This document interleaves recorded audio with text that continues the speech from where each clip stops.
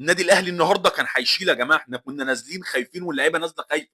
ليه؟ انا مش عارف. ليه اللعيبه نازله خايفه؟ انا مش عارف.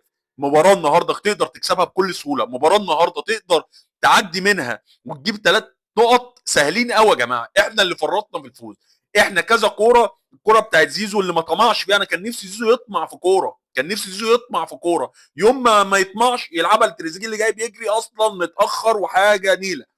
مباراه الحمد لله ان هي طلعت بتعادل، الحمد لله ان احنا طلعنا بنقط من المباراه دي، لان هم كانوا هينقطونا، يعني هم كانوا هينقطونا في المباراه. والحمد لله ان الكره بتاعت اليو ديانج دي جت كده يعني من عند ربنا، بعد دربكه جوه الصندوق، انا مش فاهم في ايه. اللعيبه نازله خايفه واللعيبه نازله متوتره، اللعيبه شكلها العام مش عارف في ايه، متاثره بايه مش عارف.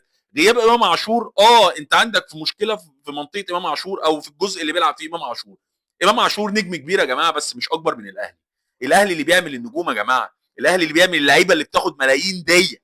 اي لاعب في النادي الاهلي ولابس تيشيرت النادي الاهلي، النادي الاهلي اللي عمله، النادي الاهلي والجماهير اللي احنا منها اللي عملناك. وهنفضل ندعمك لو انت كويس وانت ماشي مع خطوات الاداره ومع خطوات النادي الاهلي ومع المدربين ومع الجهاز.